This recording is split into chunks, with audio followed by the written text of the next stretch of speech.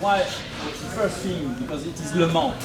Talk about Le Mans. Han är inte med på bilden. Le Mans basically is one of the biggest three races in the world. You've got the Monaco Formula 1 Grand Prix, you've got the Indy 500 in the States, and you've got Le Mans. And in fact, there is a gentleman here whose father was in the film Le Mans, Steve McQueen. So there's not many events that have got a film that has actually been done around the emotion and the passion of a race that actually just talking about it. I don't know about you, because we've both raced there. I've got the hairs in the back of my head standing up. But what I've learned in all of the times that I've raced there is that every time we won because we stayed out of the pits. The average speed per lap is 240 kilometers per hour. So if you are in the pits for 1 minute, 60 seconds longer than the opposition, then at 240 kilometers per hour, that's a lot of kilometers of track to gain back.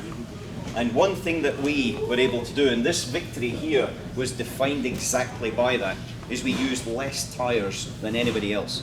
We were able to keep the tyre on the car for a longer period. In fact, in that year, there was only 9 sets of tyres went onto the car over 24 hours. So think in a different way. Le Mans is like a Formula 1 season, 17 Grand Prix back to back. So think of a Formula 1, 17 Grand Prix, only using 9 sets of tyres. It's amazing. At the top speeds, exactly the same as Le Mans, at the average speeds of Le Mans. It is quite an amazing statistic. But the key point was that in the regulations at Le Mans, you're not allowed to change tyres and to refuel at the same time. And the push on this is for efficiency.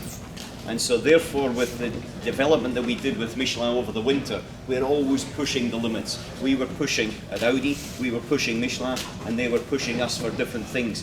And together they got the concept perfect, where we could keep the tyre on the car with performance and also with the consistency and the feedback. Because one big factor is that it's fine being fast on the first lap, but on the 65th lap, when the tyre tread depth has dropped off and you still need to have the braking into the first chicane, when you hit the pedal at 100 kilos of force, you still need that tyre feedback coming through the pedal. And that is what delivered, in this situation, a 5-stint run by Benoit Traillier. And that sealed the victory for Audi at Le Mans. It was a very interesting one because it kind of gave us everything. It gave us the ability to run fast, but it gave us, importantly, the ability to run long. And that sits perfectly into gear. But I'll give you one story in this one, because this is a British driver, Nick Tandy. He's driving for the opposition of Audi, Porsche, so that's the dark side as far as we're concerned. But he did something pretty stunning, because in 2015, he was the Porsche Junior and they won them all 24 hours. They were the ones, in fact, this is their car, that weren't expected, but they delivered the success. And the success in that year was the performance that they had in the middle of the night. When they went onto the softer compounded tyre, the tarmac is cooler, so you can run a softer compounded tyre, get more performance, and they just delivered lap times. Then, at the end of the year, he came to the States and pitted Le Mans, but not driving an LMP1, but driving a GT car. And because it was so wet, it's like what it will be maybe in about 45 minutes later, because it was so wet in a GT car that normally is 5 seconds a lap slower than the class-leading and race-winning car, then they were still able to come back. And so this car, these guys, they won the race outright at Petit Le Mans after 10 hours in torrential rain conditions, being the quickest car on the circuit.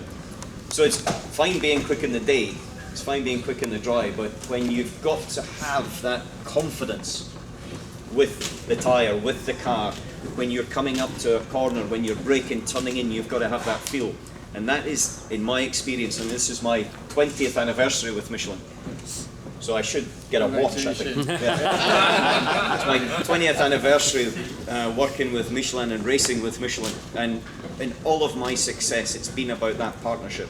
It's been about working with the engineers, the designers, to make sure we had the next iteration, the next tyre that was going to give us the performance and the longevity, and also the safety, which was a key factor for us. And at the same time, keep us one step ahead of the opposition in whatever we were having to race in. So today I think you're going to get two experiences anyway. Hopefully you get some dry running, hopefully you get some wet, but definitely you'll have to have some dry and wet braking, and that's where I think the generation of tyres, and especially the new tyre, having done 2 or 3 laps yesterday, gives you a good advantage, is that confidence inspiring feel and feedback as you brake and turn into the corners. Thank you, Alan. Thank you very much. Thank you. Thank you for the